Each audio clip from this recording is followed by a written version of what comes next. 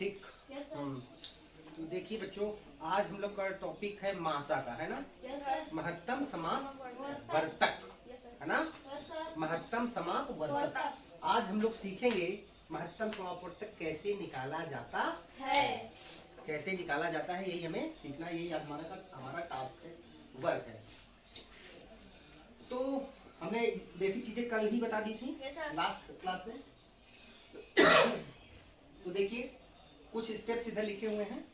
इन steps को मैंने कैसे निकाला जाता है उसी स्टेप्स को स्टेप मतलब नंबर वाइज लिख दिया है ना, कि किस तरह आप किसी भी संख्या का, किसी दो या दो से अधिक संख्याओं कैसे आप मासा निकालेंगे। चलिए एक एग्जाम्पल भी मैंने यहाँ दिया है। एग्जाम्पल को हल करते हुए और नियम को पढ़ते हुए मैं करूंगा, ठीक, ताकि आपको दोनों चीजें समझ में आए। प्रश्न है हमारे पास 1872, 1584, 336। 1872, 1584, 336 का मासा हमें निकालना है। मासा का अर्थ क्या है बताया था ना हमने। महत्तम, महत्तम मतलब महत्तम समापवर्तक, यानी कि बड़ा से बड़ा वह गुणज जो दोनों संख्याओं से क्या हो, दोनों संख्याओं को कंफ्यूज हो गए हो क्या,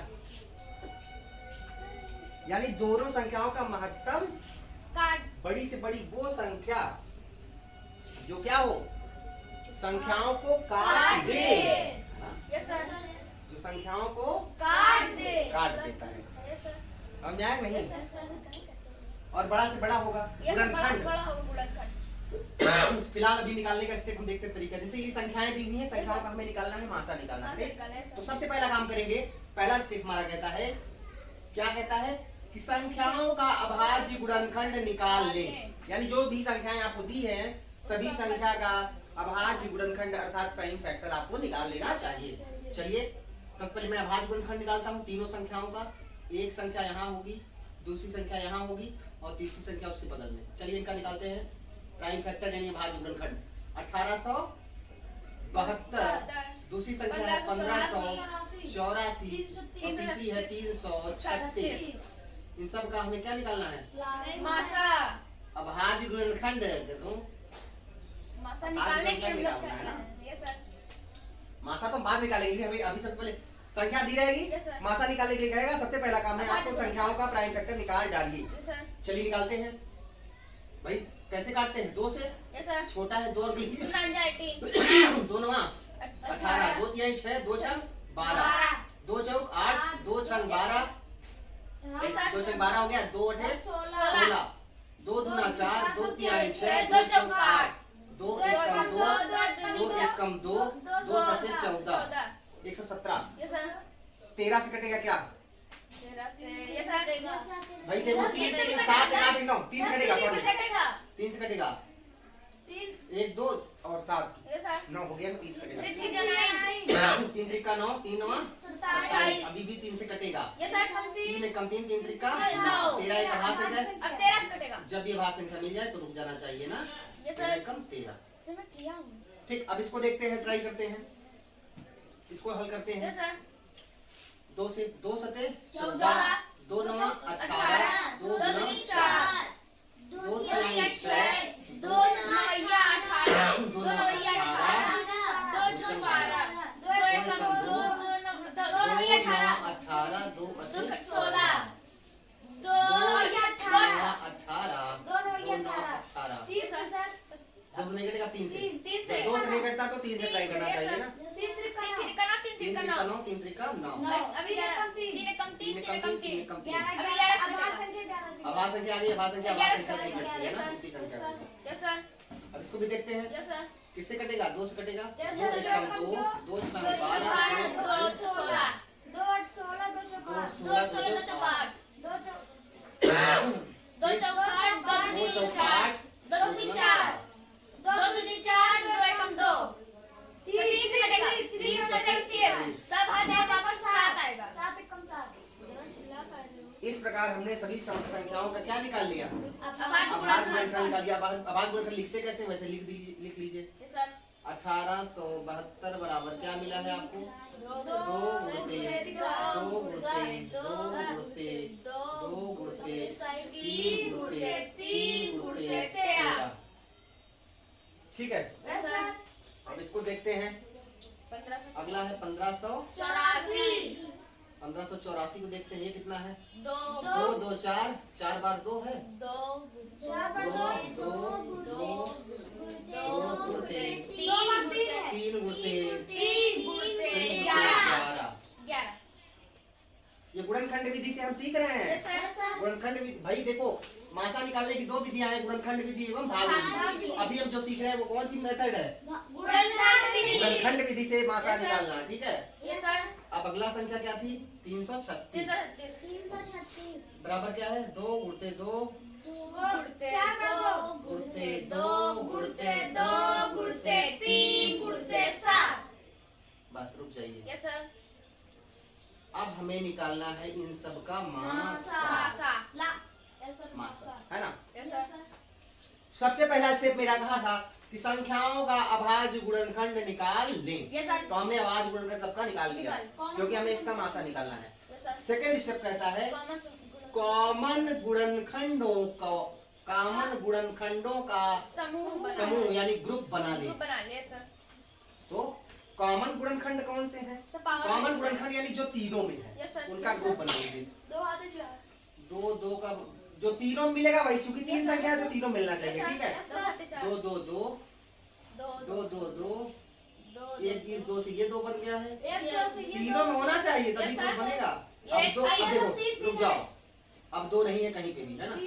3 दिख रहा है तो 3 से 3 का ग्रुप बनेगा। कोई नहीं है, संख्याएं समान होनी चाहिए। अब 3 यहाँ पे है लेकिन यहाँ दोनों में नहीं है, इसमें मिलेगा इसमें नहीं मिलेगा। 7 है यहाँ पे लेकिन दोनों में 7 नहीं, यहाँ 13 यहाँ 13 नहीं, 3 दोनों में, यहाँ 11 यहाँ 11 नहीं। बस सब लोग चलिए, सबसे पहले मैंने अभाज्य गुणनखंड निकाल लिया।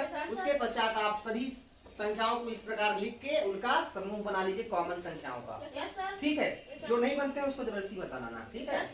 उसके बाद क्या करना है? थर्ड वाला पॉइंट, प्रत्येक समूह में से एक संख्या, प्रत्येक समूह में से क्या? एक संख्या ले लें। हर समूह से एक संख्या, इस वाले समूह से लिए तो 1 2 आया, इस वाले समूह से लिए 1 2, इस वाले समूह से 1 2, इस समूह से लिया 1 2। इसमें भाई ये सब ये 3 का समूह तो 3 से 3 लेंगे, 3 के समूह से 3 लेंगे, ठीक है। प्रत्येक समूह से एक संख्या ले लिया और गुणनफल निकाल लें, वही गुणनफल मासा होगा। यानी जो आया है आपका ग्रुप बना लीजिए। ग्रुप से क्या करिए? कॉमन वाले देख लीजिए कौन कौन है, हर कॉमन से एक एक ले लीजिए, गुणा कर लीजिए। 2 दूना 4 दूनी 8 दूनी 16 त्रिक 48। यही इसका क्या हो गया? एचसीएफ या मासा। देखो आंसर आया है ना, सही है ना? मेरा भी समझ में आया? बहुत आसान है। अगर आपको गुणनखंड विधि द्वारा मासा अगर कहेगा निकालने की तो बहुत आसान तरीका ये है, पहले अभाज्य गुणनखंड आप मूल के निकाल लीजिए सभी संख्याओं का। उसके बाद कॉमन फैक्टर्स जो होंगे हर कॉमन फैक्टर ग्रुप से एक ले लेना है बस, और गुणा कर लेना है, ठीक है। तो आपको ये समझ में आ गया ना? एक चीज और सुन लीजिए, कभी कभी क्या होता है, इन केस उत्तर आपका घातांकी रूप में दे देता है ना। तो बस वही नोट पॉइंट मैंने लिखाया है कि यदि उत्तर आपका क्या हो, यदि उत्तर भाई आंसर अगर 48 दे दिया तो ठीक है, पर कभी कभी क्या होता है कि उत्तर घात रूप में दे दे। क्या दे देता है? घात रूप में दे देता है। तो घात रूप में किस प्रकार देगा भाई? इस प्रकार देखिए, जैसे इसको घातांकी रूप में लिखेगा तो लिख देगा 2 घाते 4 गुणते 3 घाते 2 गुणते 13, ठीक। उसके बाद इसको अगर घातांकी रूप में लिखेगा तो 2 घाते 4 गुणते 3 घाते 2 गुणते 11। इसको घातांकी रूप में लिखेगा तो 2 घाते 4 गुणते 3 घाते 1 गुणते 7, है ना। तो ऐसी स्थिति में जब घात रूप में उत्तर दे दे तो प्राप्त गुणनफलों का गुणनफल ना निकाल के घात रूप में बदल दे। मतलब अगर आपका उत्तर जो है वो घात रूप में दे दिया है तो आपको गुणनफल यहाँ नहीं निकालना, सिर्फ उसको घात रूप में लिख दीजिए। जैसे यहाँ उत्तर ये आया था ना, तो 2 कई बार आया है? 4 बार। तो 2 घाते 4 इंटू 3 कई बार आया है? 3 घाते 1, ये उत्तर हो गया। समझ में आया नहीं? बस इतना ही उत्तर हो जाएगा। घातांकी रूप का उत्तर इसी तरह लिखना है, जो संख्या रहेगी उसका घात रूप में लिख देना बस। इसको चाहे लिखिए चाहे ना लिखिए, पर इसका जो उत्तर आएगा उस उत्तर को घात की पावर में बदल दीजिए, बस गुणा ना करिए, उत्तर आ गया। समझ में आई बातें नहीं? कॉमन नंबर क्या कॉमन नंबर? ऐसे भी कॉमन मिलेगा, क्यों नहीं मिलेगा भाई? इसमें क्या है, कॉमन वाले देख लीजिए, 2 पावर 4 सब में है, 3 घाते 2 बड़ा वाला है ना? अब यहाँ पे 3 घाते 2 है, 2 है, यहाँ 1 है, तो आप जो जहाँ हर जगह मिल जाए, तो 2 घात हर जगह नहीं मिलेगी, लेकिन 1 घात इसमें भी है, 1 घात इसमें भी, 1 घात इसमें, तो 3 घाते 1 ले लेंगे, है ना? और इसमें भाई कोई कॉमन है ही नहीं है, बस इतनी सी बात है। समझ में आई नहीं आपकी बातें?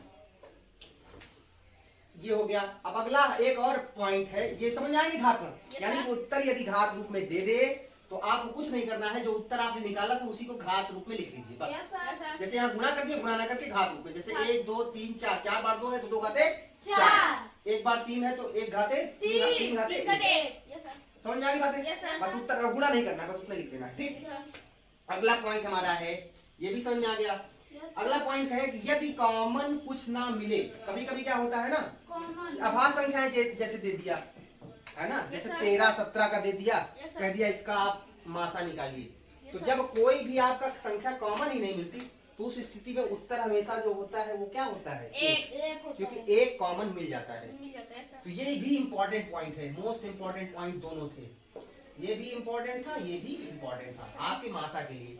तो ये बातें समझ में आई? कोई देखिए कोई कठिन प्रक्रिया नहीं है, ये तो दोनों स्थितियां कभी कभार मिलेंगी आपको, ठीक है, पर आना हर स्थिति आपको चाहिए। यदि आपको मासा कहेगा तो सबसे पहला काम आपको संख्याओं का गुणनखंड निकाल लेना है, गुणनखंड अभाज्य गुणनखंड निकाल लेना है। उसके बाद फिर उसमें ग्रुप बनाना है, संख्याओं का कॉमन छाट लेना है। कॉमन मतलब जो हर में है वही कॉमन ग्रुप से एक एक संख्या लेके गुणा निकाल लेना, बस।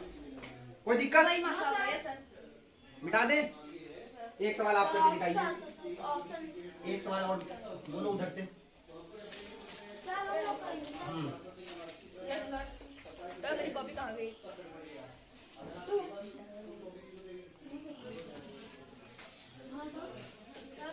सर 45 75 165 का मासा।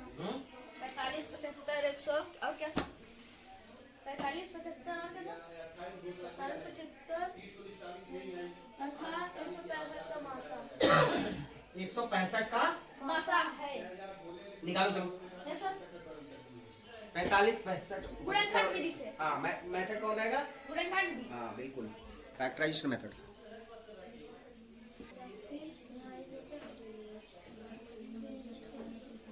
देखिए अब एक नया सवाल हम दे रहे हैं मासा का, और इस सवाल को समझना है, हल करना है और समझना है।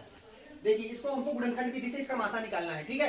हमें संख्या दी हुई है 45 75 और 16 165, इन तीनों संख्याओं को हमें मासा निकालना है। तो सबसे पहला काम हमारा होता है कि अगर संख्या दी हुई उसका मासा अगर गुणनखंड विधि से निकालना है तो सबसे पहले आप लोगों को उसका अभाज्य गुणनखंड निकालना होगा। तो चलिए अभाज्य गुणनखंड सबका निकाल डालिए। ये है 45, ये है 75 और ये है 165, सबका अभाज्य गुणनखंड आप क्या करिए, निकाल डालिए। चलिए निकालते हैं। 45 2 से नहीं कटेगा, 3 से कट जाएगा, 3 एकम 3 3 पचे 15, क्योंकि अंकों का जोड़ 5 9 हो रहा था ना, इसलिए 3 पचे 15 5 एकम 5। फिर इसमें हल करना है तो 3 से कटेगा, 3 गुना 6 3 पचे 15 5 पचे 25 5 एकम 5। इसको भी हल करते हैं। 3 से कटेगा, 3 पचे 15 3 पचे 15 5 एकम 5 5 एकम 5। कहाँ 3 क्या 3 एकम 3? अरे भाई एक अंक छोटा था, 2 अंक ये लिए, 3 से ही तो काटे, 3 बचे 15, एक कुछ चला गया, 3 बचे 15 11 एकम 11। हमने अभाज्य गुणनखंड निकाल लिया। 45 का आया 3 गुणते 3 गुणते 5, 75 का मिला अभाज्य गुणनखंड 3 गुणते 5 गुणते 5, 165 का हमें मिला 3 गुणते 5 गुणते 11। अब हमें इसका मासा निकालना है। सबसे पहला काम हमने क्या था, अभाज्य गुणनखंड निकाल लिया। अभाज्य गुणनखंडों को इस प्रकार से आप लिख लेंगे। अब इस पर आप कॉमन बनाइए, कॉमन यानी जो तीनों में है। तो भाई ये 3 है, ये 3 है, यहाँ पे भी 3 है, हाँ है, 3 का कॉमन बन गया। अब देखो इस 3 को लिए, लेकिन अब यहाँ पे 3 उपलब्ध नहीं है तो नहीं बनाएंगे। यहाँ 5 है, यहाँ 5 है, यहाँ तीनों में 5 मिल जाएगा तो एक एक 5 ले लिए, है ना। अब यहाँ पे 5 है लेकिन अन्य में 5 इसमें नहीं मिलेगा, और जबकि तीनों में मिलेगा तभी कॉमन हो जाएगा, उसमें तो नहीं होगा। 11 है लेकिन अन्य में 11 नहीं है, 3 है लेकिन अन्य में 3 नहीं है, तो बस रुक जाओ। अब हर एक कॉमन वाले में से एक ले लीजिए। 3 गुणते 5। अब इसका गुणा कर दीजिए, 3 बचे 15। यही इसका HCF या फिर मासा होगा।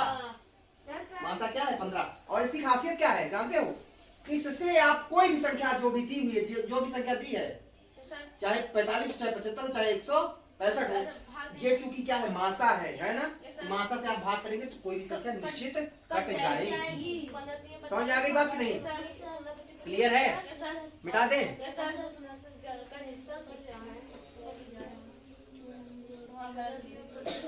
नोट करना हो नोट कर लीजिए, नहीं मिटा रहे हैं। मिटा दिए सर, क्वेश्चन हम लोग पहले नोट करते हैं। ओके।